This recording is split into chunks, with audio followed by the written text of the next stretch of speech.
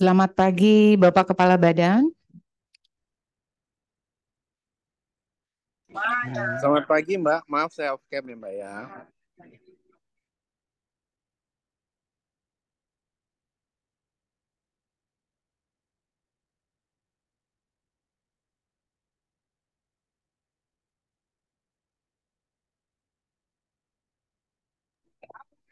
Silakan dimulai Bu Kabak. Baik, Bapak. Teman-teman yang depan diisi dong, kosong. Nggak apa-apa, silahkan dong. Biar kita mulai jam berapa? Baik, sudah jam 8:10. Mari kita mulai. Teman-teman semua, terima kasih. Assalamualaikum warahmatullahi wabarakatuh. Waalaikumsalam warahmatullahi wabarakatuh. Selamat pagi, salam sejahtera untuk kita semua. Om Swastiastu, Namo Buddhaya, salam kebajikan. Yang saya hormati Bapak Kepala Badan Strategi Kebijakan Hukum dan Hak Asasi Manusia. Yang saya hormati Bapak Sekretaris Badan Strategi Kebijakan Hukum dan HAM. Yang saya banggakan Bapak Ibu hadirin yang hadir di aula pada pagi hari ini pada acara BSK Kumham Cerdas. Pada pagi hari ini kita akan melaksanakan kegiatan rutin di hari Rabu, yakni BSK Kumham Cerdas. Pagi hari ini dengan narasumber Bapak Jatmiko. Bapak Jatmiko nanti akan memaparkan terkait dengan program penyusunan kebijakan, yakni judulnya memang sedikit panjang, pelaksanaan pemberian remisi, asimilasi, cuti, mengunjungi atau dikunjungi keluarga pembebasan bersyarat, cuti menjelang bebas, cuti menjelang bebas, cuti bersyarat, dan hak lain sesuai peraturan perundang-undangan pasca terbitnya Undang-Undang Nomor 22 Tahun 2022 tentang pemasyarakatan. Karena waktu juga sudah jam 8, mungkin lebih baik izin Pak Kepala Badan dan Pak Ses sebelum acara dimulai untuk memberikan pengarahan acara pada pagi hari ini kepada izin Bapak yang ingin memberi pengarahan, Pak Ses atau Pak Kepala Badan, Pak Juni, Pak Ses, Bapak. Oh, izin Pak Kepala Badan yang akan memberikan pengarahan Bapak Sekretaris Badan Strategi Kebijakan Hukum dan HAM kepada Bapak Joni, kami persilahkan.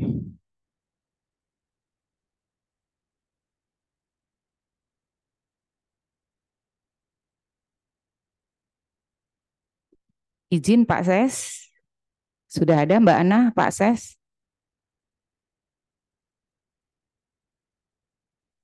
Selamat pagi Pak Ses. Ada nggak Pak Ses? Atau langsung saja Bu Kabak nggak apa-apa. Silakan Baik aja Bapak.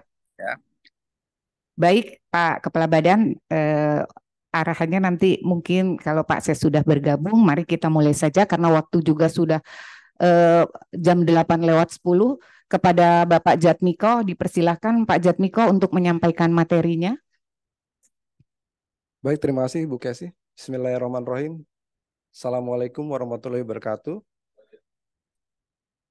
Selamat pagi, salam sejahtera bagi kita semua. Om Swastiastu, Namo Buddhaya, salam kebajikan. Yang sama-sama kita hormati, Kepala Badan Strategi Kebijakan Hukum dan HAM, Bapak Dr. Y. Ambek Paramata. Yang saya hormati, Ibu Kesi Warsiningsi, Analis Kepegawaian, Madya. Bapak Ibu sekalian, para peserta BSK Cerdas yang saya hormati dan saya banggakan.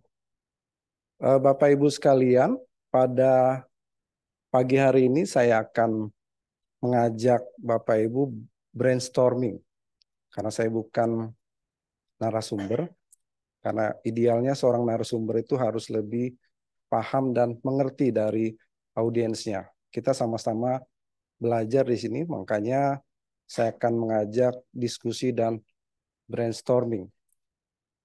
Kalau minggu yang lalu Mbak Sabrina memaparkan terkait dengan panduan praktis siklus kebijakan, mulai dari agenda setting, kemudian formulasi kebijakan, kemudian implementasi kebijakan, dan evaluasi kebijakan.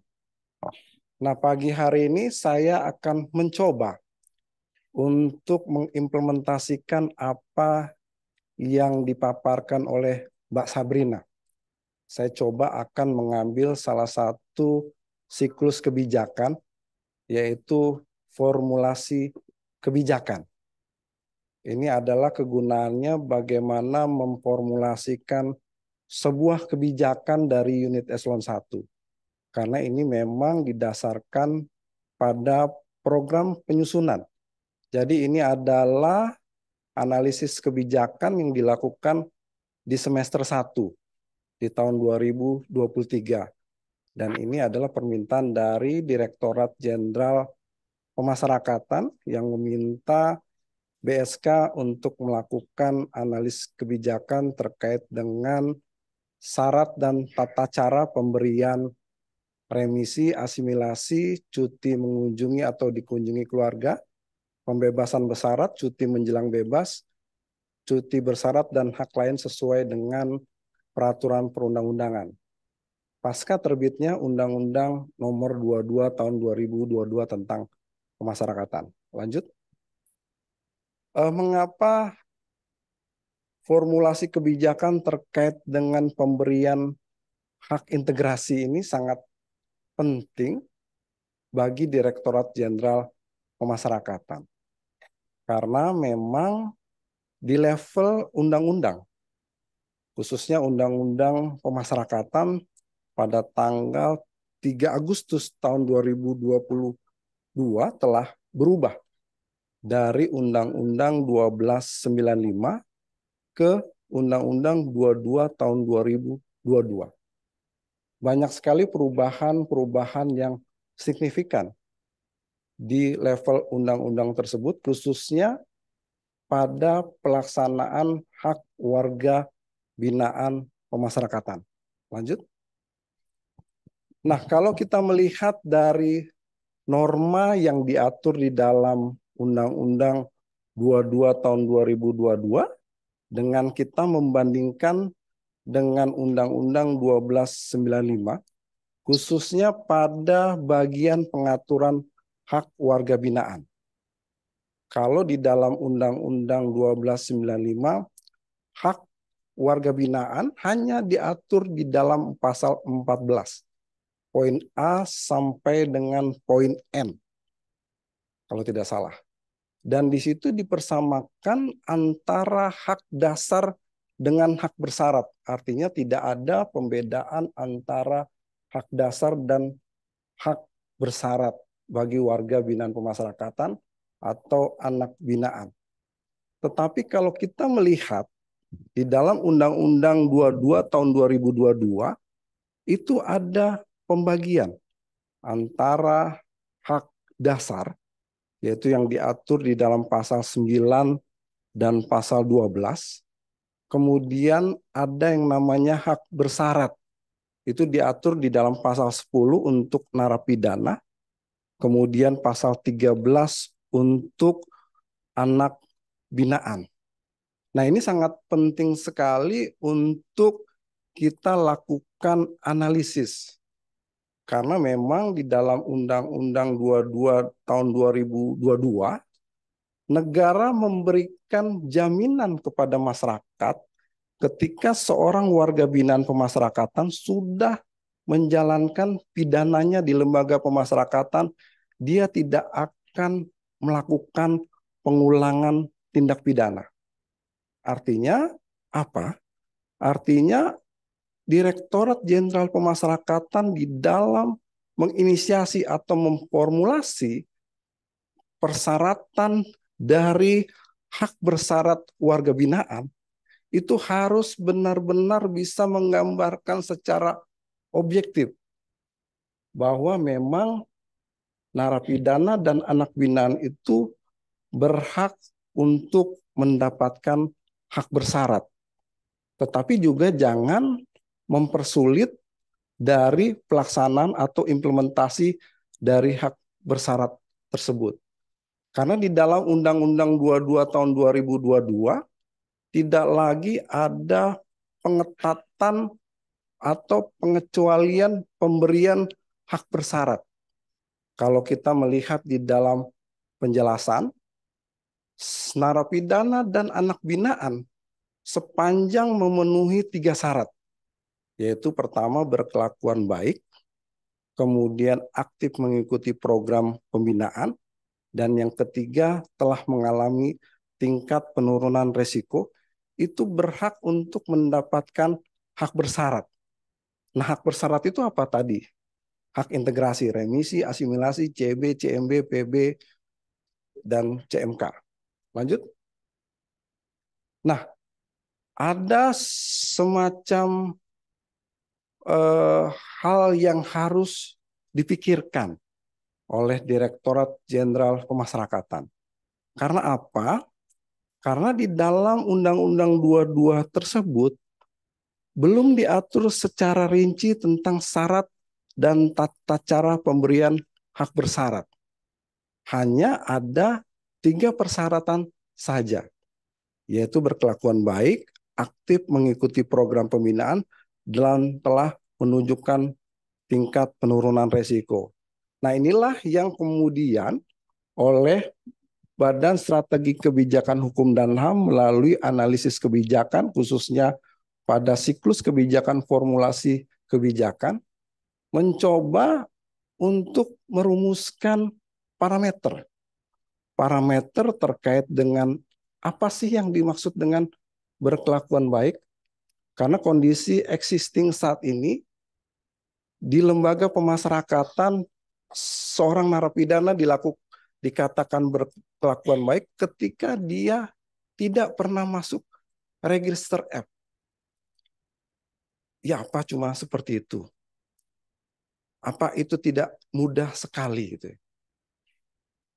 Nah, ini yang perlu dipikirkan bagaimana parameter berkelakuan baik sehingga benar-benar bisa menggambarkan secara objektif bahwa narapidana dan anak binaan tersebut memang berkelakuan baik. Kemudian yang kedua, aktif mengikuti program pembinaan. Selama ini program pembinaan hanya dilihat dari riwayat absensinya saja. Ketika narapidana atau anak binaan absensinya bagus di dalam program pembinaan, itu dikatakan aktif mengikuti program pembinaan. Pertanyaannya, apakah memang cukup itu saja? Apakah kita tidak perlu merumuskan indikator yang bisa menggambarkan secara objektif dari aktif mengikuti program pembinaan? Karena pada dasarnya pembinaan yang dilakukan di lembaga pemasyarakatan, baik itu pembinaan kepribadian maupun pembinaan kemandirian, itu kan memiliki tujuan. Memiliki tujuan yang ingin dicapai. Misalnya ketika bicara pembinaan kepribadian, itu tujuannya adalah bagaimana supaya narapidana dan anak binaan itu menyadari kesalahan. Sehingga dia tidak lagi akan mengulangi tindak pidana ketika dia keluar dari lembaga pemasyarakatan. Kemudian kalau bicara pembinaan kemandirian, itu kan sebagai bekal narapidana ketika dia keluar dari lembaga pemasyarakatan untuk berintegrasi dan bersosialisasi ke masyarakat. Sehingga tidak lagi mengulangi tindak pidananya itu. Artinya harus ada skill atau keterampilan yang dimiliki oleh seorang narapidana ketika dia mengikuti program kemandirian di lembaga pemasyarakatan. Kemudian yang ketiga telah menunjukkan penurunan tingkat risiko. Nah, ini juga sangat penting sekali. Tadi sudah saya sampaikan bahwa di dalam Undang-Undang 22 tahun 2022 itu berbeda dengan Undang-Undang 1295.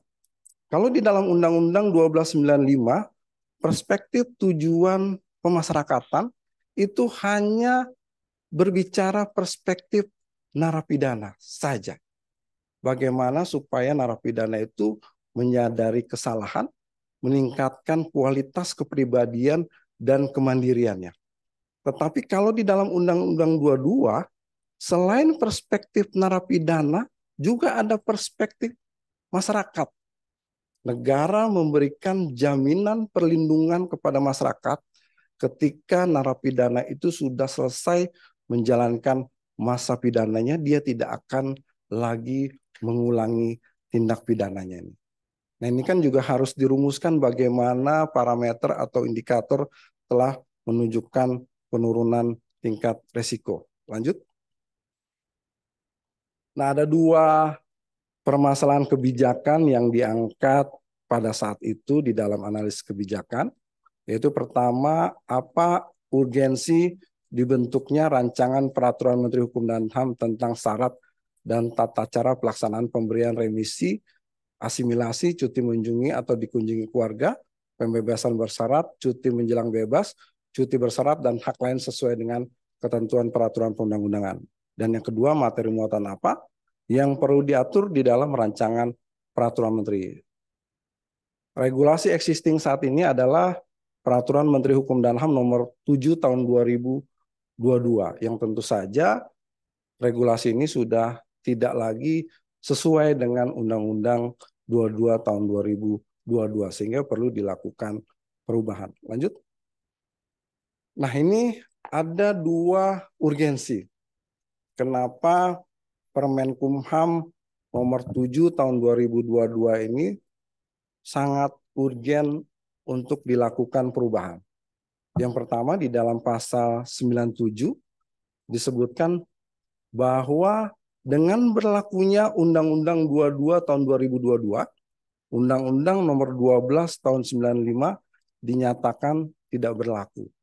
Ini juga termasuk turunan dari Undang-Undang tahun 12 tahun 95. Misalnya Peraturan Pemerintah nomor 32 tahun 99, kemudian Peraturan Pemerintah nomor 99 tahun 2012 tentang perubahan kedua, Peraturan Pemerintah nomor 32 tahun 99, termasuk juga Perpres tahun nomor 174 tahun 99 tentang remisi. Ini juga dinyatakan tidak berlaku sejak adanya Undang-Undang 22 tahun 2022.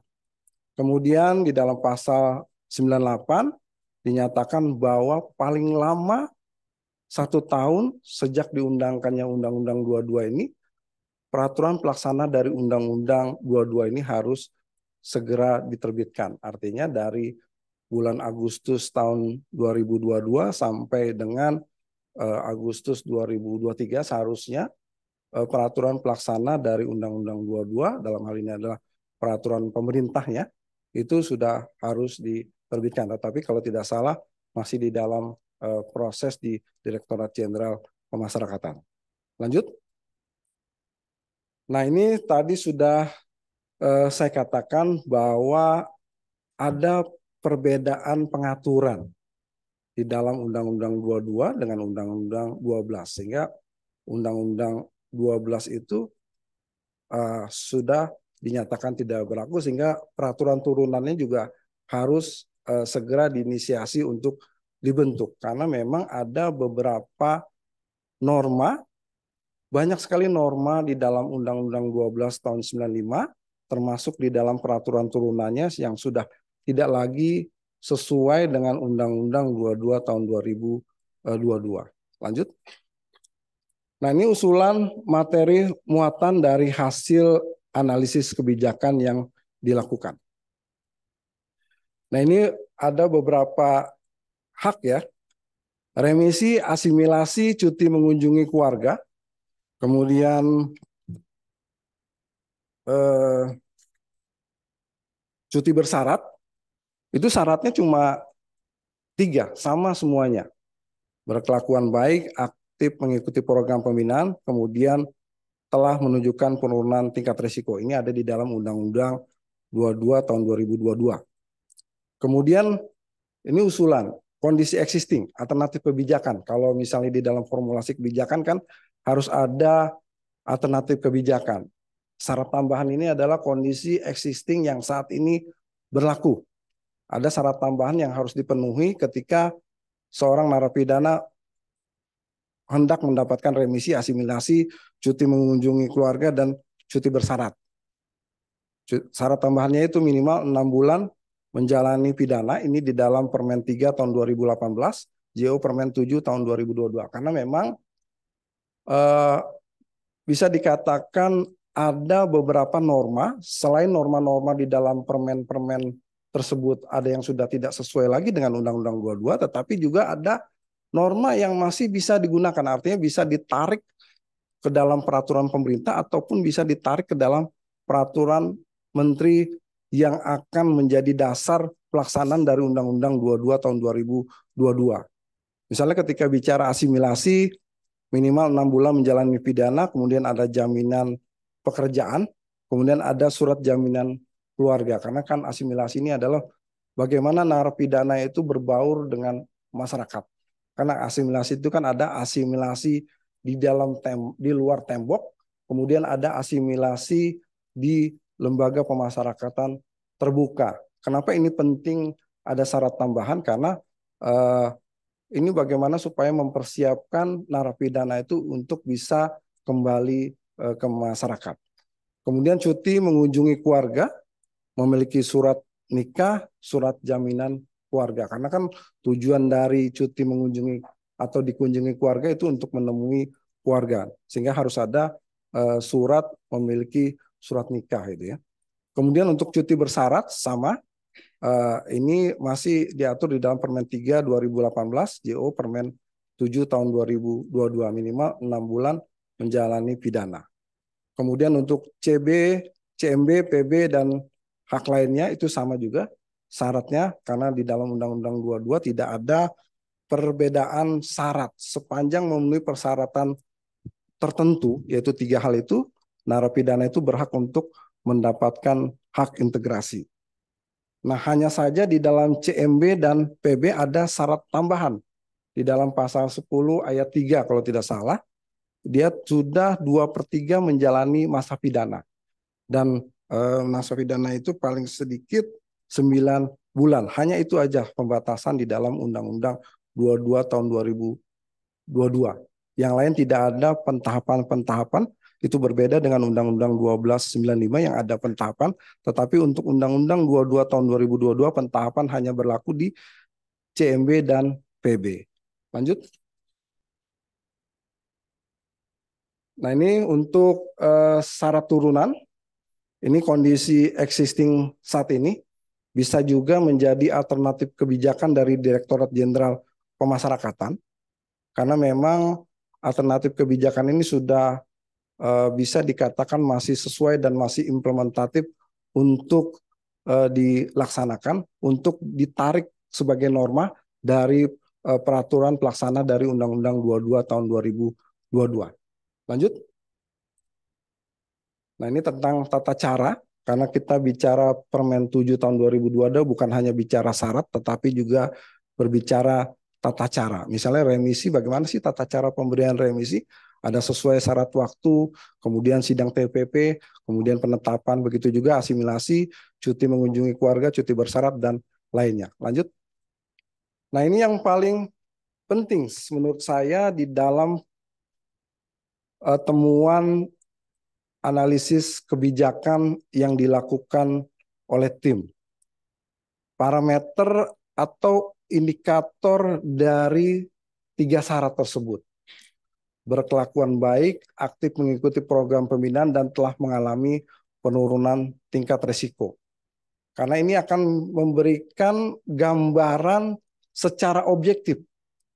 Apakah narapidana dan anak binaan itu benar-benar telah berkelakuan baik, telah aktif mengikuti program pembinaan, kemudian telah mengalami penurunan tingkat risiko. Kami coba untuk melakukan analisis misalnya ketika berkelakuan baik. Dua pendekatan yang kami lakukan adalah pendekatan terkait dengan pembinaan.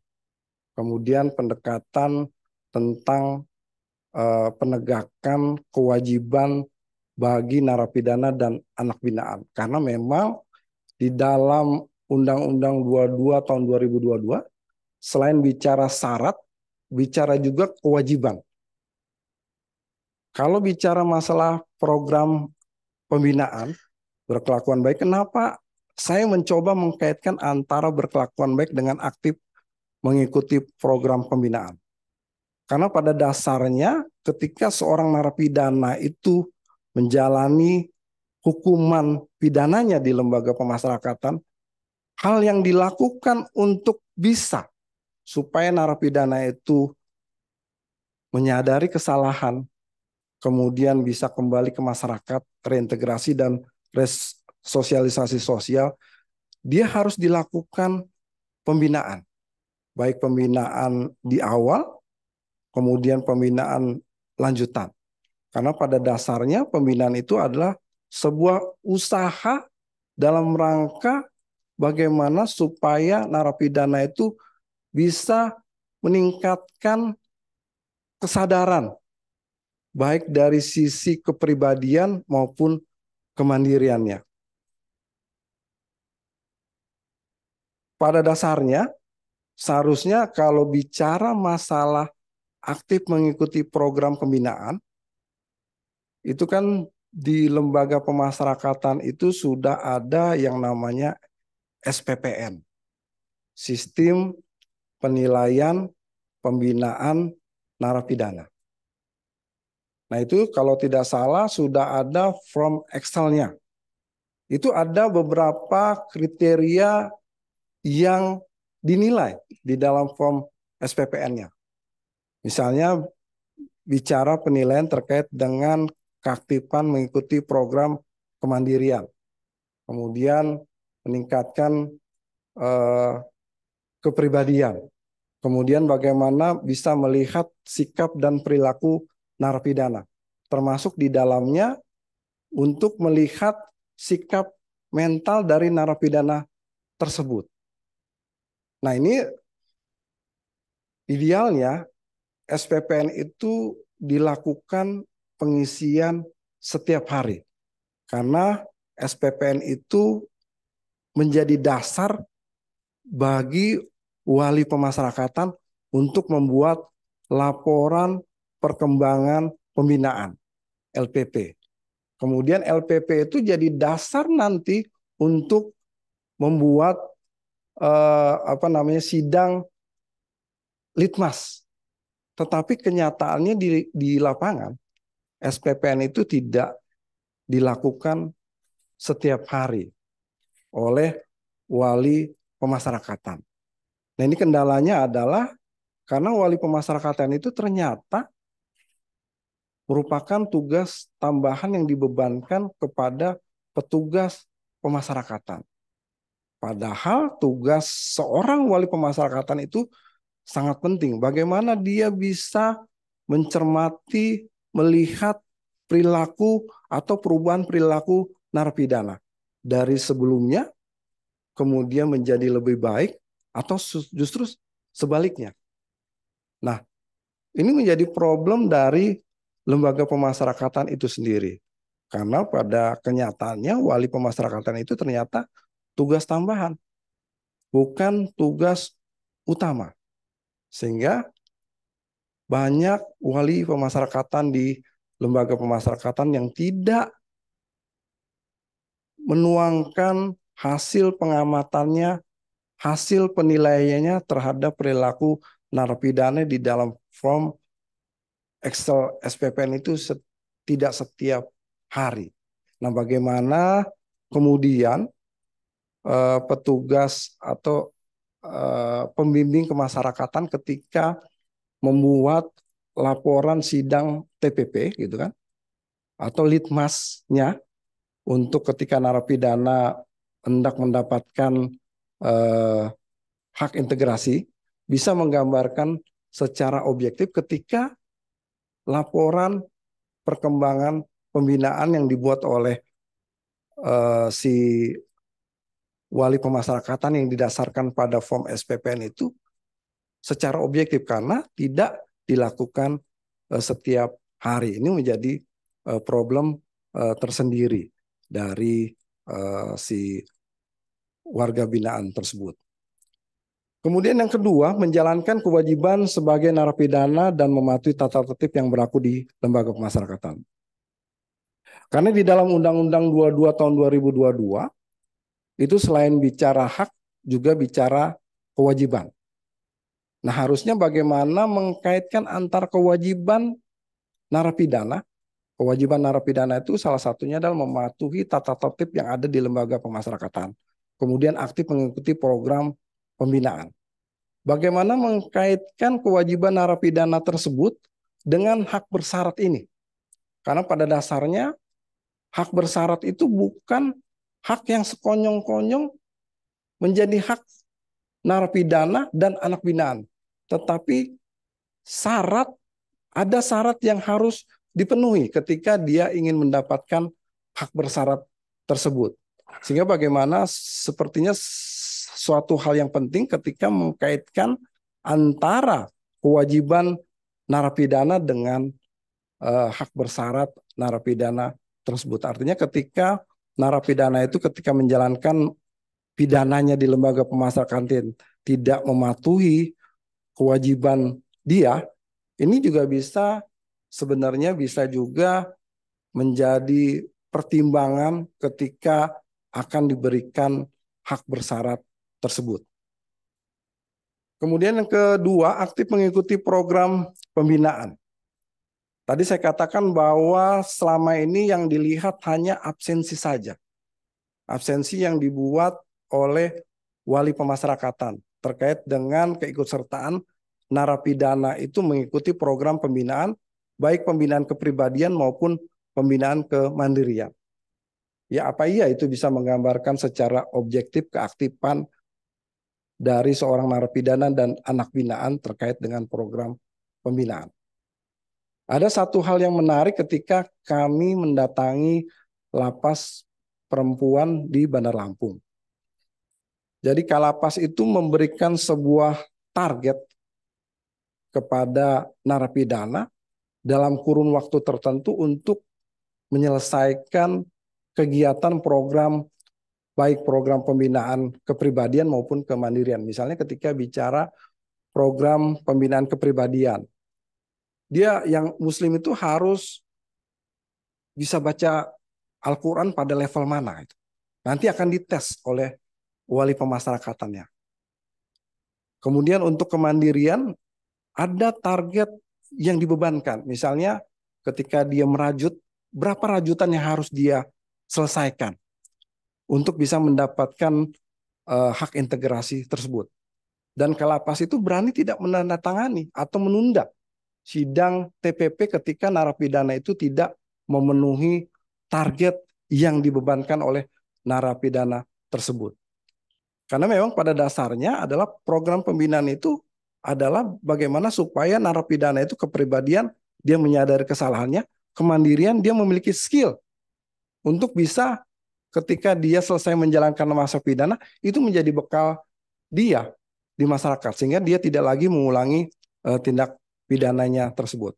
Ini menjadi satu hal yang bagus sekali bisa dilakukan penduplikasian di lapas-lapas lain, ada target yang dibebankan kepada narapidana.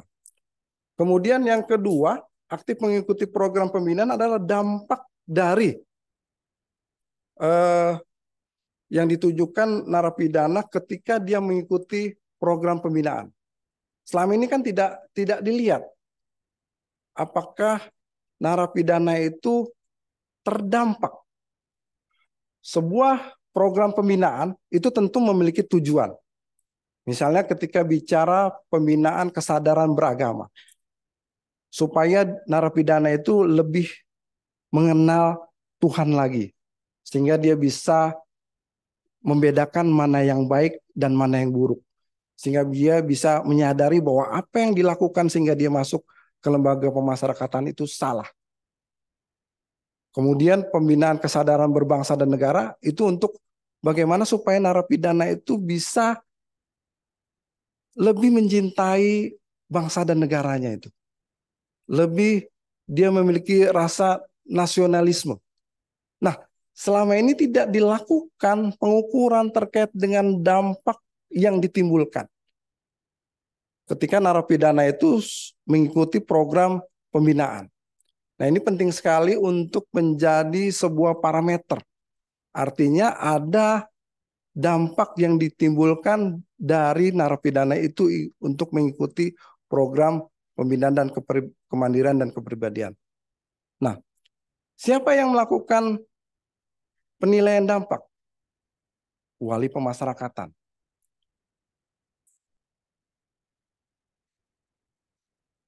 Ya. Kemudian yang ketiga, telah mengalami penurunan tingkat resiko.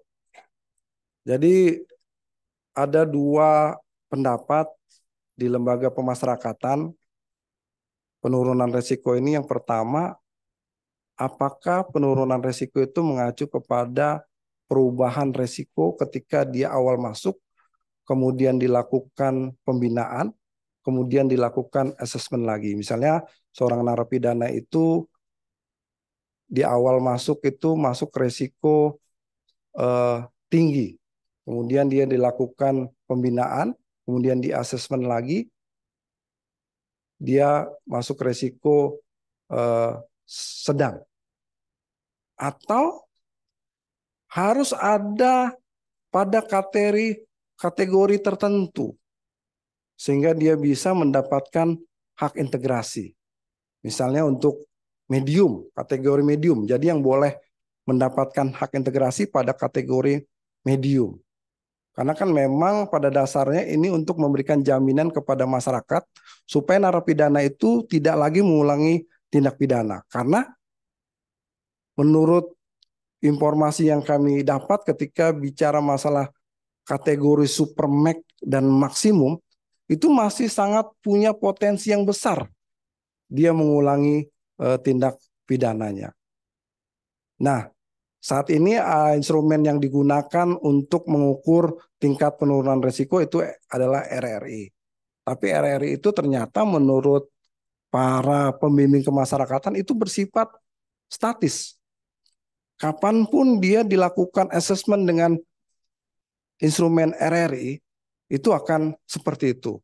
Sehingga kan Ditjenpas kemudian membuat surat edaran bahwa untuk penurunan tingkat risiko selain dilakukan RRI juga dilakukan instrumen ISPN, instrumen screening penempatan narapidana. Nah, harusnya untuk telah mengalami tingkat penurunan risiko itu bicara secara komprehensif, bicara gambaran ke belakang narapidana. Itu profiling narapidana ketika dia pertama kali masuk ke dalam lembaga pemasyarakatan. Kemudian bicara ketika dia menjalani pidana di lembaga pemasyarakatan. Apakah dia menunjukkan sikap dan perilaku yang baik atau tidak? Apakah dia pernah melanggar tata tertib di lembaga pemasyarakatan atau tidak? Kemudian juga harus bicara orientasi ke depan. Orientasi ke depan adalah motivasi ataupun arah dia ketika dia sudah keluar dari lembaga pemasyarakatan. Dia ingin apa nih? Apakah ada keluarga nanti yang akan supporting dia untuk dia bisa kembali ke masyarakat atau tidak? Artinya harusnya bicara masalah telah mengalami tingkat risiko itu harus ada 3 gambaran secara utuh dan komprehensif. Gambaran ke belakang, kemudian ketika dia menjalankan pidana di lembaga pemasyarakatan, kemudian orientasi ke depan. Lanjut. Nah, ini rekomendasi yang kami sampaikan. Yang pertama, sudah pasti melakukan perubahan terhadap Peraturan Menteri Hukum dan HAM nomor 7 tahun 2022. Kemudian materi yang perlu dipertimbangkan dimasukkan di dalam peraturan menteri tersebut adalah pengaturan lebih rinci tentang syarat dan tata cara pemberian hak integrasi, kemudian perumusan parameter dan indikator persyaratan berkelakuan baik, aktif mengikuti program pembinaan, dan telah menunjukkan penurunan risiko sehingga dapat memberikan gambaran terukur dan objektif narapidana tersebut. Tadi sudah saya sampaikan apa saja usulan kami terkait dengan parameter ataupun indikator tersebut. Kemudian yang tidak kalah penting adalah Ditjen Pemasyarakatan perlu menginisiasi wali pemasyarakatan sebagai jabatan fungsional tertentu sehingga dapat lebih fokus dalam menjalankan tugasnya. Mungkin itu yang bisa saya sampaikan. Mohon maaf kalau banyak kekurangan karena memang Pak Kepala Badan mencanangkan 2023 ini sebagai tahun belajar. Nah, sama-sama kita belajar supaya kita bisa menjadi lebih cerdas dan pintar. Saya kira wabillahi taufiq wal hidayah. Wassalamualaikum warahmatullahi wabarakatuh.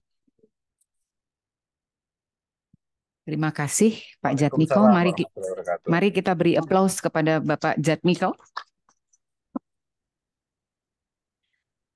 Bapak Ibu yang hadir di aula dan izin Bapak Kepala Badan yang hadir melalui Zoom meeting. Hari ini paparan Pak Jatmiko adalah terkait dengan penyusunan kebijakan, maksudnya prosesnya terkait adanya perubahan Undang-Undang Nomor 12 Tahun 1995 menjadi Undang-Undang 22 Tahun 2022 yang tentang pemasyarakatan yang berisi secara rigid tentang hak-hak warga binaan. Sebelum sesi tanya jawab, Bapak Kepala Badan Strategi Kebijakan Hukum dan HAM akan mereview awal terkait dengan paparan Bapak Jatmiko. Kepada Bapak Dr. Y. Ambek Paramarta, dipersilahkan Bapak izin. Baik, terima kasih Bu Kesi. Assalamualaikum warahmatullahi wabarakatuh. Selamat pagi, salam sejahtera untuk kita semua. Bapak Ibu sekalian yang saya hormati, Pak Jatmiko selaku pemapar pada kesempatan pagi hari ini, ada beberapa hal yang menjadi catatan saya. Jadi sebetulnya yang ingin kita sama-sama belajar adalah ketika dipaparkan terkait dengan substansi, katakanlah tentang Direktorat Jenderal Pemasyarakatan, ini saya tidak berkomentar soal substansi ya, soal substansi karena sebetulnya ini adalah kajian tahun 2022. Sementara kalau kita lihat pembahasan RPP itu kan sudah berjalan. Ada beberapa hal yang barangkali nanti perlu dilihat lagi Pak Jatmiko terkait kajian tadi. Tapi sebetulnya yang poin yang saya inginkan di dalam proses kita melakukan pembelajaran ini adalah bagaimana pelaksanaan kajian terkait substansi itu masuk ke dalam pembelajaran tentang siklus kebijakan gitu. Jadi kalau misalnya kita bicara tentang bicara tentang formulasi kebijakan, maka sebetulnya yang kita inginkan itu bagaimana strategi formulasi kebijakan.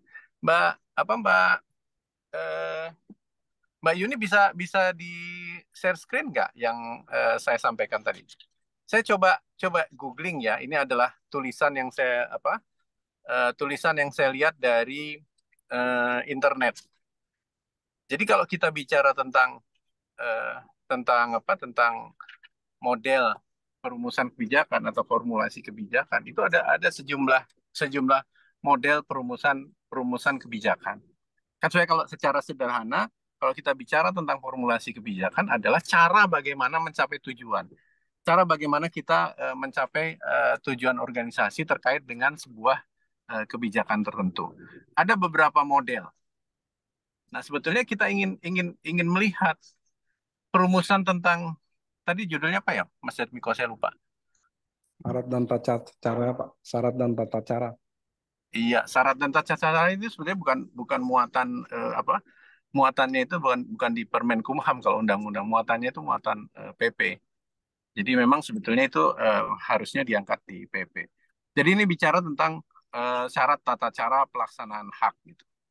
Nah, sebetulnya kalau kita bicara tentang bagaimana kita kemudian perumusan syarat dan tata cara, mestinya kita bicara tentang bagaimana model perumusan kebijakannya. Kita mau menggunakan model pendekatannya seperti apa? Apakah menggunakan model institusional, model elit, model kelompok, model sistem politik, kemudian model rasional dan seterusnya. Jadi ini saya mengambil contoh saja dari apa? Saya lupa ini tulisannya siapa nggak? Saya depannya nggak saya screenshot tadi. Coba bagian yang kedua. Lihat. Lanjut Mbak Yuni. Mbak Yuni langsung ketinggalan ya. Nah, sebetulnya kalau kita lihat ini kan kita model institusional.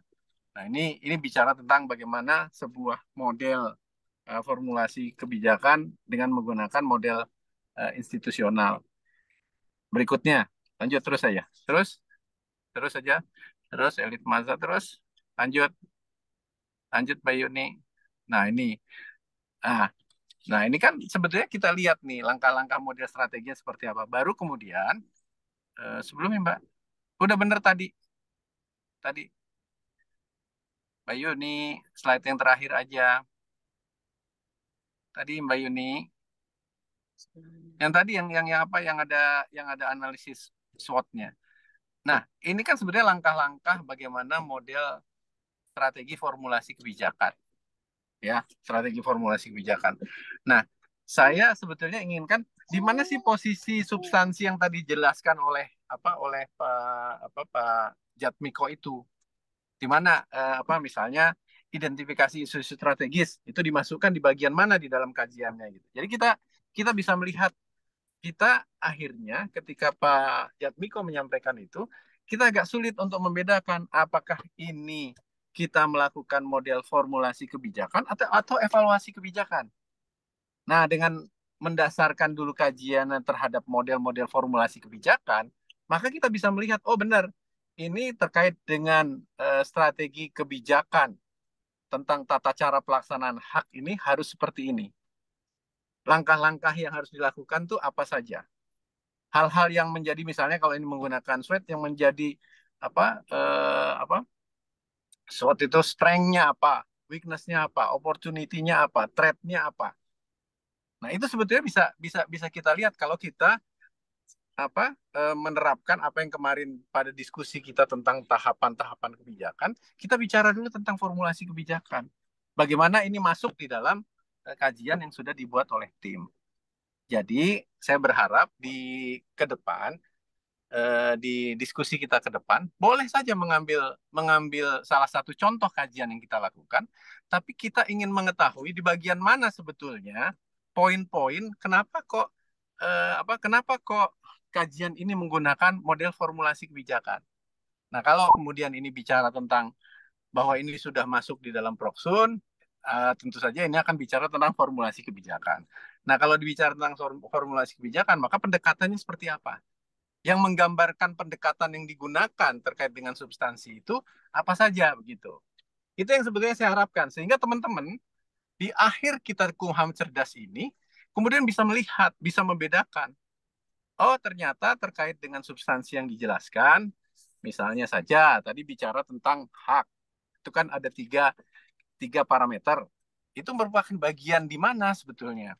Apakah itu terkait dengan identifikasi isu strategis, kemudian bagaimana merumuskan kebijakannya. Saya kira mungkin perlu dibuat seperti itu. Ini hanya salah satu contoh model strategi formulasi kebijakan. Banyak lagi model-model strategi kebijakan. Coba dilihat di slide yang sebelumnya. Mbak Yuni. Nah, ini kan sebetulnya ada model apa? Dia menggunakan model strategis John M. Bryson, kemudian Rian Nugroho pun juga membuat bagaimana strategi formulasi kebijakan. Jadi evidence base itu yang kita gaung-gaungkan itu harus didukung dengan sejumlah teori. Jadi kita tidak bicara tentang substansi, kemudian berdasarkan pengalaman dan pemahaman kita terhadap kondisi empirik. Tetapi kalau kita lihat kondisi empirik itu harus dibandingkan dengan pemahaman teoritik yang kita miliki. Jadi kalau kita lihat seperti kita merumuskan misalnya latar belakang sebuah kajian, pasti kita akan bicara tentang problem empirik. Problem empiriknya itu apa? Kemudian setelah itu kita pasti akan bicara tentang problem normatif. Problem normatif itu apa? Peraturan perundang-undang yang melandasi dan seterusnya. Setelah itu baru kita bicara tentang problem teoretiknya. Problem teoretik ini yang akan memperlihatkan bagaimana gap teoretik antara apa apa antara empirik normatif dengan teoretik. Di situ akan kelihatan gapnya. Nah dari situ kemudian kita baru bisa merumuskan strategi. Gitu. Apakah itu strategi formulasinya seperti apa, strategi implementasinya seperti apa, kemudian strategi evaluasi kebijakannya itu seperti apa. Jadi itu yang pertama terkait substansi. Kemudian yang kedua adalah saya berharap bahwa paparannya itu tidak perlu terlalu panjang. Sepertinya hampir 1 jam Pak Jatmiko ini memaparkan paparannya. Nanti besok mungkin sekitar 20 menit sudah maksimal lah 15. Berikan kesempatan untuk bisa berdiskusi. Ya. Jadi saya ingin semua kajian itu dikaitkan dengan siklus kebijakan yang memang itu sudah ditetapkan di dalam peraturan kepala LAN gitu. Tapi sebagai awal saya mengapresiasi apa yang disampaikan. Ini menjadi catatan untuk teman-teman ketika nanti akan memaparkan ke depan. Ya, memaparkan di minggu-minggu berikutnya. Terima kasih Pak Jatmiko dan terima kasih juga teman-teman yang sudah hadir. Dan saya berharap bahwa sebetulnya kegiatan ini setiap Rabu itu bisa juga dilihat oleh teman-teman di kantor wilayah. Kemudian satu lagi, ketika nanti ini bicara tentang substansi, apakah itu substansi pemasyarakatan, imigrasi, AHU, Dijen KI, itu saya berharap teman-teman para analis kebijakan yang ada di Direktorat Jenderal masing-masing itu juga bisa ikut. Jadi nanti dia bisa menilai, misalnya terkait dengan substansi pemasyarakatan. Nanti dia yang akan bisa menilai, misalnya, oh Mas Jatmiko, ternyata kajian Mas Jatmiko nggak sesuai gitu. Itu yang kita harapkan. Dan ini akan memperkaya kita. Jangan sampai ketika kita membuat kajian terkait dengan substansi, kita terjebak masuk di dalam substansi. Harus diingat bahwa output dari Badan Strategi Kebijakan itu adalah strategi kebijakan. Sementara yang merumuskan kebijakan itu adalah unit eselon 1. Gitu. Ya. Jangan sampai kemudian kita terjebak penuh di situ sehingga akhirnya apa? Kajian kita itu menjadi kajian substansi yang sebetulnya banyak hal secara substansi kita tidak terlalu paham soal itu gitu. Itu saja komentar saya. Terima kasih Bu Kesi. Assalamualaikum warahmatullahi wabarakatuh. Waalaikumsalam warahmatullahi wabarakatuh. Terima kasih Bapak Kepala Badan atas reviewnya. Sekarang kita memasuki sesi tanya jawab kepada teman-teman yang hadir di aula. Silahkan jika ada yang ingin bertanya. Mungkin saya mulai dari sisi sebelah kiri terlebih dahulu. Kami buka 3 penanya. Silahkan. Atau 2 penanya. 2 Mas. 2 apa berapa Mas? Oh, terserah saya. 2 penanya terlebih dahulu. Mas Dar, Mas Arief. Mas, nanya nggak Mas? Mas Arief, teman-teman yang di belakang, silahkan. Oke, sebelah kiri tidak ada, sebelah kanan. Oh ada, silahkan. Ada nggak di belakang? Oh nggak ada. Mana? Mana?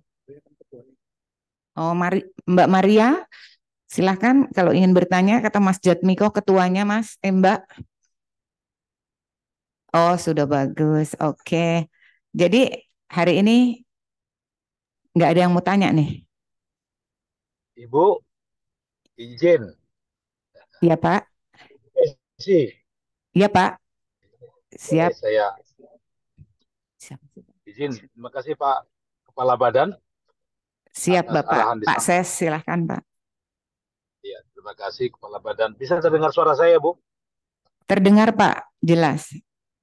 Baik. Terima kasih.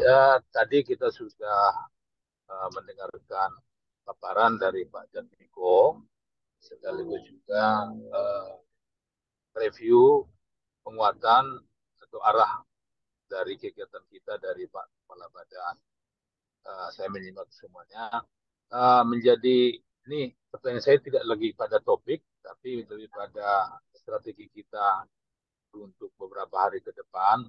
Jadi saya juga semalam berdiskusi dengan teman-teman yang calon pemateri, mereka juga dalam posisi sedang mencari topik yang akan menjadi bahasannya. Barangkali nanti kita boleh bersama-sama, baik langsung atau Zoom, dengan para calon pemateri, sehingga mereka boleh mempersiapkan materinya masing-masing menjadi inline dengan arahan Pak Kepala Badan tadi, Ibu. Dalam hal ini, rekan-rekan mempertimbangkan bahwa manakala mempersiapkan satu materi, dan materi yang dipersiapkan ternyata sudah dipaparkan lebih dahulu oleh rekan sejawat, jadi ada resiko mau melakukan persiapan yang sia-sia gitu, Bu. Nah, agar jalannya ke depan juga lebih sistematis dan inline dengan arahan Pak Kabadan tadi, kita selaku penyelenggara boleh meminta atau melakukan diskusi bersama dengan mereka untuk masing-masing nanti boleh diberikan atau memilih topik yang inline dengan kebijakan. Barangkali itu yang saya boleh tambahkan dalam hal penyelenggaraannya atas diskusi kita ke depan. Nah, kepada Pak Jatmiko, ya, terima kasih Pak Jatmiko atas pemaparannya, dan memang menjadi banyak perlu kita penguatan lebih lanjut atas pelaksanaan tugas yang akan kita lakukan. Sementara itu saja Bu, tambahan dari saya untuk kita. Terima kasih atas penyelenggaraannya pada pagi hari ini. Selamat pagi untuk kita semua. Pagi Bapak, terima kasih Pak Ses atas saran dan masukannya untuk kami semua yang ada di sini, terutama untuk pemateri. Sekali lagi saya tanyakan, ada yang bertanya atau gimana? Teman-teman yang ada di aula? Ayo dong, tanya dong. Katanya ini kan nggak satu arah. Kan lebih bagus kita diskusikan, lebih bagus kita seperti arahan saya kemarin, kita lebih bagus diskusi dengan teman-teman dibandingkan nanti kalau kita harus diskusi dengan teman-teman di luar BSK, apalagi mereka yang menguasai substansi. Jadi kalau kita semakin banyak diskusi, kita akan semakin banyak tahu gitu. Baik Bapak, terima kasih. Mas Izin, Dar, nanya nggak Mas nyambung, Dar? Ibu Kesi, Ya izin Pak, menyambung. siapa? Saya mau tanya begini kepada Mas Jatmiko. Mas Jat, tadi kan Pak Kabadan ada menyampaikan model-model analisis formulasi kebijakan.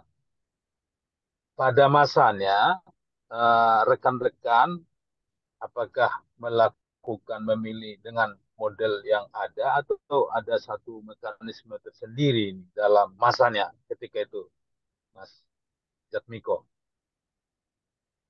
Izin Pak, terus terang Pak, kan 2023 ini Pak Kepala Badan mencanangkan tahun belajar Pak ya.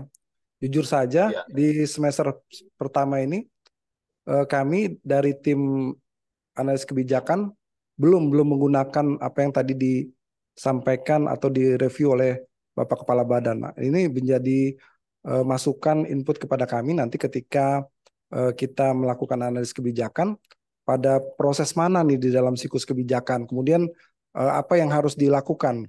Jujur saja Pak Kepala Badan, kami masih punya paradigma nih Pak, ini yang harus dirubah gitu Pak ya. Bapak juga berkali-kali mengatakan bahwa merubah paradigma dari penelitian ke analis kebijakan. Tadi Bapak juga mengatakan bahwa yang kita sampaikan kepada unit eselon 1 itu strategi kebijakan. bukan rumusan kebijakan. Karena saya yakin dan percaya, misalnya ketika bicara analisis kebijakan tentang syarat dan tata cara ini, Direktorat Jenderal Pemasyarakatan lebih mumpuni, lebih paham dan dibanding kita itu. Nah, ini yang nanti akan menjadi bahan catatan kami bahwa kita nanti akan merekomendasikan strategi kebijakan dengan model-model yang tadi Bapak sampaikan. Mungkin begitu Pak Ses. Ini jujur saja di tahun 2023 awal kita belum melakukan apa yang dilakukan yang disampaikan oleh Bapak Kepala Badan. Ini juga menjadi proses pembelajaran bagi kami. Pada dasarnya kita mendapatkan input pengetahuan yang baru karena memang tahun 2023 ini tahun belajar sehingga kita bisa menjadi lebih cerdas lagi Pak, sesuai dengan tagline BSK cerdas itu Pak. Terima kasih Pak. Baik, terima kasih. Berarti kita memang masih dalam posisi mencari arah yang sesuai dengan kelembagaan yang baru Pak. Betul. Ya, itu saja pertanyaan saya. Lanjut kepada teman-teman. Ini boleh semacam sharing juga ya Pak ya Pak Kabadan. Jadi bukan kita mau menguji apa karyanya Pak Jatmiko dan kawan-kawan, tapi semacam sharing pengetahuan di antara kita. Mungkin teman-teman di ruangan boleh saling berbagi, tidak bertanya atau saling berbagi, disilakan. Senang mendengarnya. Baik, Betul Bapak. Pak, Terima kasih Bu Kesi kita berbagi. kesempatannya. Siapa Baik, Pak? Bapak. Baik, Pak Ses, terima kasih. Mungkin di aula Mas Dar jadi bertanya, Mas Dar. Izin Bu, ada Iya. Mbak Laura. Oke, silahkan Mbak Laura. Baik Pak Jatmiko dan Bu Kesi. Kalau saya tadi menyimak pemaparan dari Pak Jatmiko, itu adalah suatu analisis yang sangat kompleks. Ketika saya lihat judul pertama itu, judulnya adalah pelaksanaan cuti-cuti itu hak narapidana berdasarkan undang-undang yang baru, Undang-Undang 20 tahun 2022. Lalu dalam pelaksanaan itu di dalamnya ada studi formulasi juga, formulasi karena adanya undang-undang yang baru, maka ada urgensi untuk membentuk peraturan pelaksanaannya. Nah, di kepala saya karena dengan studi yang sangat kompleks itu pasti ada beberapa banyak kendala di dalamnya. Boleh diceritakan mungkin Pak Jatmiko kendalanya apa? Itu yang pertama. Masih boleh tanya lagi satu ya Pak Jatmiko ya? Nah, untuk yang kedua, dengan adanya urgensi ya jelas dengan adanya peraturan yang baru, maka urgent untuk membentuk peraturan pelaksananya. Peraturan pelaksana yang lama beberapa harus hampir semuanya mungkin ya perlu diganti untuk menyesuaikan dengan peraturan yang baru. Lalu menyambung dengan tadi apa yang disampaikan Kabadan, apa saja sih alternatif strategi kebijakan yang diperlukan untuk pelaksanaan Undang-Undang 20 tahun 2022 itu? Dua pertanyaan itu saja, terima kasih. Silahkan Mas Jatmiko. Pertanyaan yang lumayan susah nih Bu. Pertama terkait dengan kendala ya. Jadi kan kalau bicara Undang-Undang Pemasyarakatan, Undang-Undang 22 tahun 2022, itu kan menyatakan atau mencabut Undang-Undang 12 tahun 95 termasuk peraturan turunannya. PP 32, 99, kemudian PP 99 tahun 2012, kemudian Perpres 174/99 tentang remisi. Nah kan kemudian di dalam pasal 98 itu kan mengamanatkan 1 tahun sejak berlakunya Undang-Undang 22 peraturan pelaksana itu harus sudah terbit.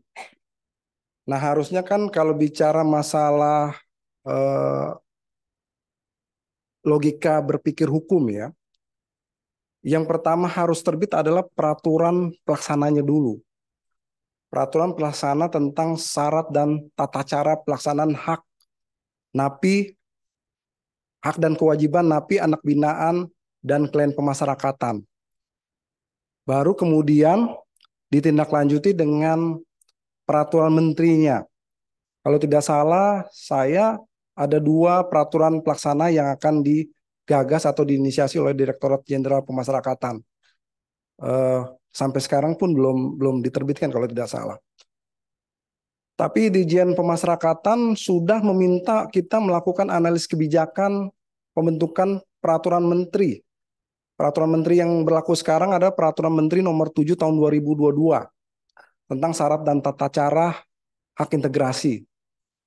Nah kan logikanya harusnya bicara masalah regulasi, kita harus lihat dulu nih peraturan pemerintahnya, agar jangan sampai ketika kita memberikan dukungan substansif untuk peraturan menteri tersebut, justru peraturan menteri tersebut bertentangan dengan peraturan pemerintah.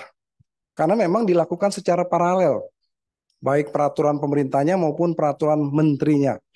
Itu yang agak kesulitan di situ itu kan. Kita mensinkronkan, kita agak sedikit mereka-reka, menduga-duga pengaturan di dalam peraturan pemerintahnya seperti apa nih, sehingga jangan sampai peraturan menteri yang akan merubah peraturan menteri nomor 7 tahun 2022 tidak bertentangan dengan peraturan pemerintahnya.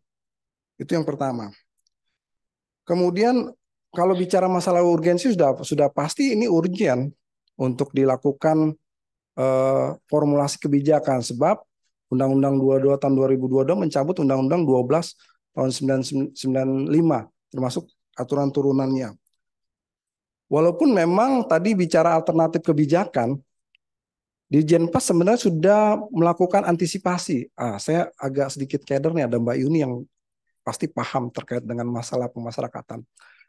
Dirjenpas sudah melakukan antisipasi terkait dengan pelaksanaan hak bersyarat tersebut. Misalnya ketika bicara masalah penurunan tingkat risiko, gitu ya, penurunan tingkat risiko, ada surat edaran dari Direktorat Jenderal Pemasyarakatan. Selama ini kan yang digunakan untuk mengukur penurunan tingkat risiko adalah instrumen RRI. Residipis, RRI apa Mbak Yuni singkatannya? RRI. Instrumen RRI lah pokoknya lah ya. Tapi Dirjenpas sadar bahwa RRI itu tidak menunjukkan secara objektif dan terukur karena memang dia statis. Itu banyak dikeluhkan oleh pembimbing kemasyarakatan. Izin Pak kalau saya salah mohon dikoreksi Pak. Ini saya dapat dari pembimbing kemasyarakatan yang ada di wilayah yang kami kunjungi. Sehingga pada akhirnya Dirjenpas kalau tidak salah mengeluarkan surat edaran bahwa penurunan tingkat resiko juga harus dilengkapi dengan ISPN. Karena ISPN itu lebih dinamis, padahal ISPN itu sejatinya digunakan untuk penempatan narapidana, apakah dia masuk supermax, kemudian maksimum, medium atau minimum. Nah, itu antisipasi yang dilakukan oleh Dirjenpas sehingga ketika bicara penurunan resiko benar-benar bisa memberikan gambaran objektif bahwa si narapidana itu sudah juga mengalami tingkat penurunan resiko. Artinya memang sudah ada beberapa antisipasi yang dilakukan oleh Direktorat Jenderal Pemasyarakatan. Nah, kemudian ketika bicara berkelakuan baik, kemudian aktif mengikuti program pembinaan, nah itu yang memang selama ini sebenarnya instrumen yang ada sudah bisa menggambarkan SPPN, sistem penilaian pembinaan narapidana. Itu kan untuk melakukan beberapa variabel dari narapidana. Pertama, keaktifan dia mengikuti program pembinaan kepribadian, kemandirian, sikap mental, dan sikap perilaku narapidana. Sebenarnya itu sudah bagus gitu kan SPPN. Cuma problemnya adalah SPPN itu yang tadi saya katakan bahwa sudah ada form Excel-nya, tetapi tidak dilakukan setiap hari gitu ya oleh wali pemasyarakatan. Tetapi sehingga belum bisa menjadi gambaran objektif untuk jadi dasar pembuatan laporan perkembangan pembinaan yang nantinya akan jadi data dari pembuatan litmas oleh pembimbing kemasyarakatan. Artinya sebenarnya dengan kondisi yang ada saat sekarang ini dengan antisipasi yang dilakukan oleh Dirjenpas sudah bisa berjalan. Misalnya ketika bicara uang pengganti bagi pelaku tindak pidana korupsi itu kan sudah dihapuskan ya, sudah tidak wajib lagi seorang pelaku tindak pidana korupsi untuk mendapatkan hak integrasi itu tidak lagi wajib untuk membayar uang pengganti. Artinya sebenarnya alternatif kebijakan yang ada sekarang ini yang berlaku secara existing itu bagian dari antisipasi dari Dijenpas juga sebenarnya bisa digunakan.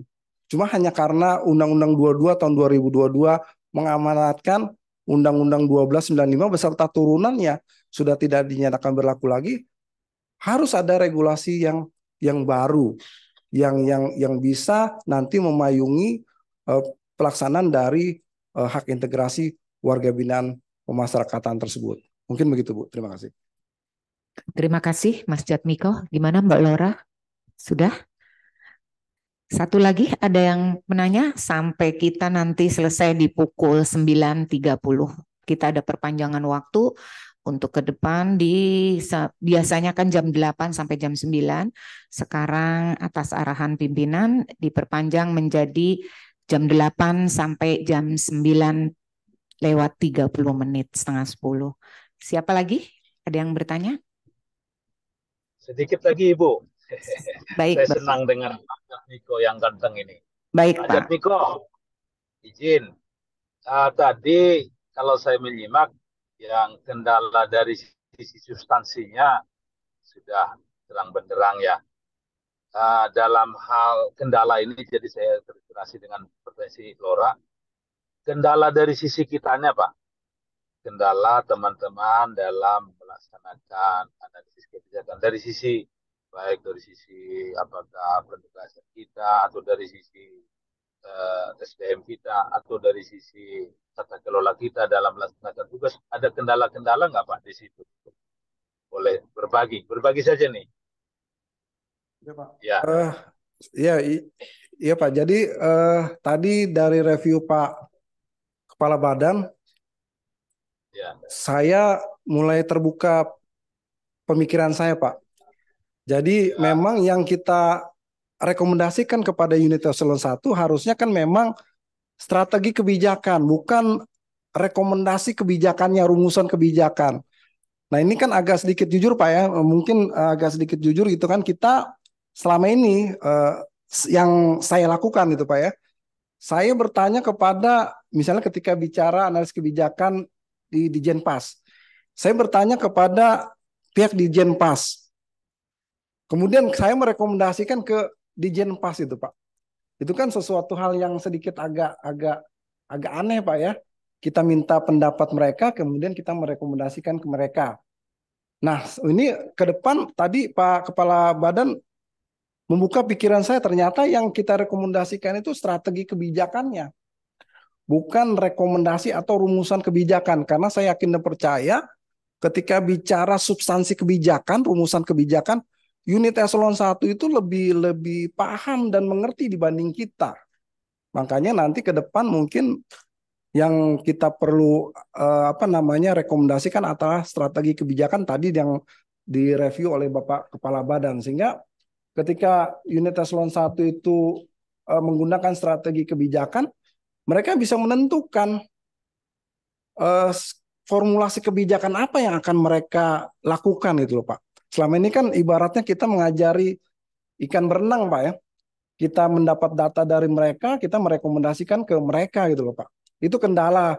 Saya akui bahwa kita masih sangat minim pengetahuan kita terkait dengan pemasyarakatan, imigrasi. Kita pun meminta data dari mereka, kita minta pendapat dari mereka, dan kita merekomendasikan ke mereka. Nah nanti ke depan mungkin kita rubah sesuai dengan arahan Kepala Badan strategi kebijakan yang kita rekomendasikan. Mungkin begitu Pak. Baik, terima kasih Pak Jatmiko. Terima kasih Pak Ses.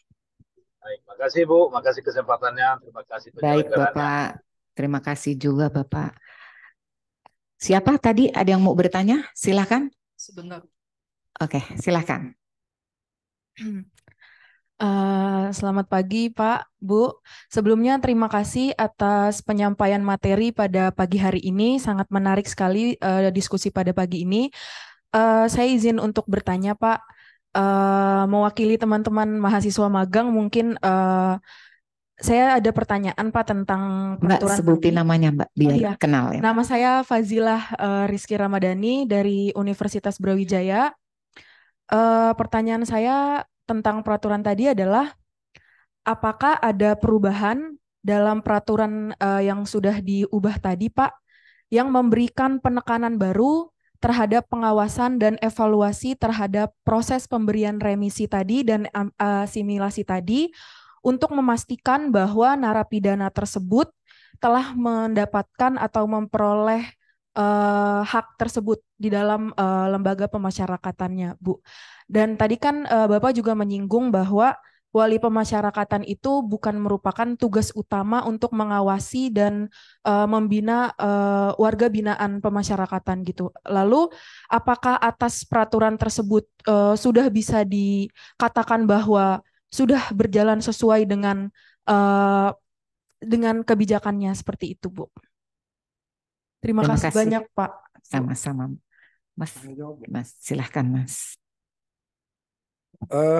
Pertama, tugas BSK itu memberikan dukungan substantif.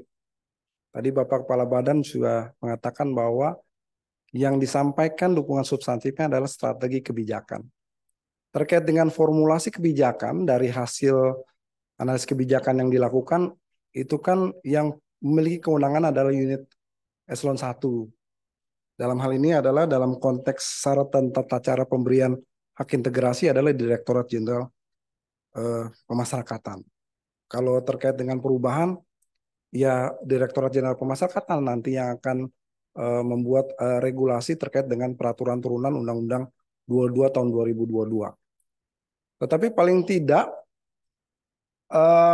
ada hal yang memang harus menjadi perhatian dari Direktorat Jenderal Pemasyarakatan. Jadi kalau kita melihat dari substansi Undang-Undang 22 tahun 2022, sistem pemasyarakatan itu tidak hanya berperspektif kepada narapidana dan anak binaan, yaitu meningkatkan kesadaran, kepribadian, dan kemandirian, melindungi hak narapidana, tahanan, dan anak binaan, tetapi juga berperspektif kepada masyarakat. Jadi negara memberikan jaminan, kalau baca pasal 2 ayat 3 Undang-Undang 22 tahun 2022, di situ jelas dikatakan bahwa negara memberikan jaminan perlindungan kepada masyarakat bahwa narapidana itu tidak lagi akan mengulangi tindak pidana. Nah, bagaimana supaya jaminan itu bukan hanya jaminan yang ada di atas kertas, gitu ya? Karena kalau bicara masalah hak integrasi, persyaratannya itu cuma ada 3. Jelas di situ sepanjang memenuhi persyaratan tanpa terkecuali, artinya tidak lagi didasarkan kepada tindak pidana tertentu. Kalau di dalam Undang-Undang 1295 itu masih ada pengetatan. Kalau baca PP 99 tahun 2012 yang walaupun sudah di moratorium ya, itu ada pengetatan. Misalnya untuk kasus tindak pidana korupsi, narkoba, psikotropika, teroris, itu harus menjadi JC, Justice Collaborator. Atau kalau teroris sudah harus mengikuti program deradikalisasi dari BNN atau dari lapas. Nah, itu kan sudah tidak lagi sesuai dengan Undang-Undang 22 tahun 2022 yang hanya mensyaratkan 3. Berkelakuan baik, aktif mengikuti program pembinaan, kemudian telah mengalami tingkat penurunan risiko. Nah, ini kan yang harus dibuat. Apakah parameter atau indikator itu masuk ke dalam PP, masuk ke dalam permen, atau di dalam instrumennya, sehingga bisa memberikan gambaran objektif bahwa narapidana itu berkelakuan baik, aktif mengikuti program pembinaan, kemudian telah mengalami tingkat penurunan risiko. Nah, sekali lagi itu kan tergantung kebijakan dari Dirjen Pas, apakah indikator parameter itu masuk ke dalam PP atau masuk ke dalam peraturan menteri, atau ada instrumen yang khusus dibuat. Misalnya instrumen RRI, kemudian instrumen ISPN, kemudian instrumen SPPN. Itu kan bisa jadi regulasi teknis atau juklak bagaimana mengukur secara objektif dan terukur narapidana apakah sudah memenuhi 3 persyaratan tersebut. Karena ini adalah sekali lagi jaminan negara kepada masyarakat. Itu yang kedua. Kemudian wali pemasyarakatan sebenarnya ada kesinkronan antara pemikiran kita dengan pemikiran Dirjen Pas. Kalau tidak salah, tugas wali pemasyarakatan itu masuk ke dalam analis pemasyarakatan kalau tidak salah. Jadi Dirjen Pemasyarakatan ini sekarang sedang menginisiasi jabatan fungsional analisis pemasyarakatan kalau tidak salah Mbak Yuni ya. Analis pemasyarakatan. Iya, lagi menginisiasi karena jawaban Dirjen Pemasyarakatan terkait dengan RTL-nya itu begitu. Jadi tusi dari wali pemasyarakatan nanti akan masuk ke dalam jabatan analis pemasyarakatan. Karena itu sangat penting itu kan melihat, memperhatikan, mencatat perubahan sikap perilaku narapidana. Apakah dia ke arah yang lebih baik atau tidak itu kan.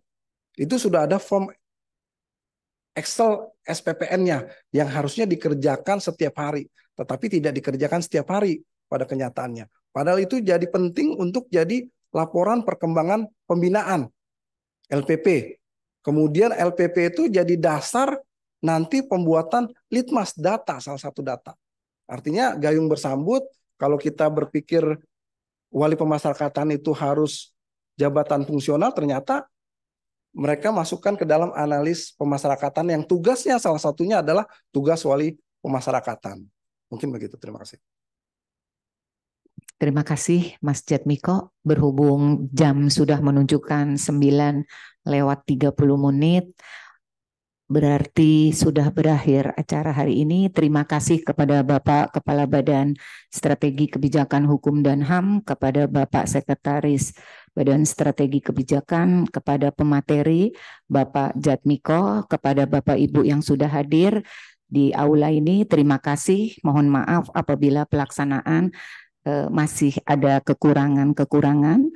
Terima kasih atas kehadirannya. Saya boleh komentar. Kita akhiri. Izin Bapak, kita akhiri Bapak. Ya, saya boleh komentar sedikit sebelum silahkan Bapak. Silahkan. Gini, Bu Kabak, teman-teman sekalian, saya sih berharap di ke depan itu jangan cuma saya dengan Pak Ses yang review kebanyak. Itu sama aja sama kayak kita rapat gitu. Diskusinya nggak hidup, ya. Saya berharap yang di ke depan, kalaupun misalnya teman-teman misalnya kesulitan ketika ingin menyampaikan soal materinya dikaitkan dengan siklus kebijakan publik, bisa mungkin barangkali berdiskusi dengan teman-teman yang lain. Ini saya punya substansi ini loh, diundang dulu untuk sebelum menyampaikan paparan. Didiskusikan dulu dalam diskusi kecil sehingga apa yang dipaparkan itu sesuai dengan kita yang diharapkan. Nah, kemudian tadi saya garis bawahi gitu, apa yang disampaikan oleh Pak Jatmiko, kita ini jangan ngajarin ikan berenang. Jadi kalau soal substansi, pasti teman-teman di UKE 1 itu lebih jago daripada kita. Lebih jago daripada kita. Oleh karena itu, kita harus lebih jago dari UKE 1 soal public policy analysis. Itu bisa jadi apa? Bisa jadi kalau kita bilang senjata itu yang sebenarnya bisa membuat perbedaan antara kita dengan unit eselon 1. Jadi jangan terlalu terjebak kepada substansi. Jadi bicara substansi, kita harus bicara juga evidence yang mendasari substansi itu. Evidence itu apa? Itu bisa dilihat dari data, informasi, kemudian teori-teori yang kita tahu gitu. Jadi tidak mesti harus teman yang akan memaparkan itu sendiri bikin materinya, bisa berkolaborasi dengan teman-teman yang lain. Misalnya ada teman kita yang sudah cukup paham soal analisis kebijakan gitu ya. Kita bisa tanya sama mereka, kita bisa ajak diskusi mereka sehingga ketika nanti diskusinya akan menjadi lebih hidup, ya. Akan menjadi lebih hidup. Saya insya Allah akan mengikuti perkembangan diskusi ini sehingga nanti di terakhir kita rangkaian semua diskusi, saya bisa melihat bagaimana perkembangan ketika kita melakukan awal diskusi, kemudian sampai dengan akhir diskusi. Gitu kira-kira tambahannya. Terima kasih atas kehadirannya dan konsistensinya menyelenggarakan kegiatan ini setiap hari Rabu. Pak Jatmiko, terima kasih. Apa yang saya Sama-sama Pak, terima sampaikan kasih itu Pak. bukan berarti saya menilai Pak Jatmiko, tapi tidak. Itu sekedar diskusi kita. Diskusi untuk melengkapi dan memperkuat BSK. Ya, saya justru berterima kasih Pak Jatmiko menyampaikan ini supaya juga kita bisa melihat, bisa memperbaiki setiap saat gitu. Ya, juga memacu teman-teman untuk belajar. Saya juga akan belajar dari teman-teman. Siapa tahu teman-teman ini punya juga pengetahuan-pengetahuan baru. Nah, untuk teman-teman, adik-adik mahasiswa dan mahasiswa yang sedang PKL di kita, terutama yang dari ilmu administrasi, saya kira juga bisa berbagi. Tadi saya mengapresiasi pertanyaannya, tapi pertanyaannya itu lebih kepada substansi. Lebih kepada substansi, tapi saya ingin, Anda kan sudah belajar di Brawijaya soal public policy analysis, bicara tentang ilmu administrasi. Nah, itu yang sebetulnya, ilmu itulah yang kemudian Anda comparekan dengan hasil kajian yang dilakukan oleh teman-teman di BSK. Sehingga itu akan memperkuat Anda semua. Nah, saya ingin tahu, berapa sih yang dari ilmu administrasi? Dari 20 ya, Bu Kesi ya? Ada 34, Bapak. Dari 34, semuanya dari ilmu administrasi? Dari ilmu administrasi, tapi jurusannya ada beberapa, nggak banyak sih Pak, ada bisnis dengan perpustakaan pajak. Enggak apa-apa juga, disiplin ilmu yang mereka miliki itu bisa juga menjadi sumbangan, karena kan kita melakukan analisis kebijakan itu bisa dari berbagai macam perspektif gitu. Saya kira itu saja tambahannya, Bu Kesi. Terima kasih, Pak Jatmiko. Terima kasih, dan teman-teman yang ikut. Terima kasih, Bu Kesi. Mohon setiap saat dipantau kehadiran dari teman-teman. Saya ingin melihat statistiknya nanti pada saat sudah beberapa kali melakukan kegiatan. Ya. Baik, Bapak. Siap. Siapa yang jarang hadir itu nanti statistiknya kelihatan gitu di situ. Baik, Bapak. Siap. Ya. Makasih Bu Kesi. Ya, Pak. Assalamualaikum warahmatullahi wabarakatuh. Waalaikumsalam warahmatullahi wabarakatuh. Dengan berakhirnya arahan dari Bapak Kepala Badan, maka berakhir pula acara pada hari ini. Terima kasih kepada Bapak Ibu yang sudah hadir. Jangan lupa di hari Rabu depan karena kehadiran dipantau oleh Bapak Kepala Badan. Terima kasih. Wassalamualaikum warahmatullahi wabarakatuh.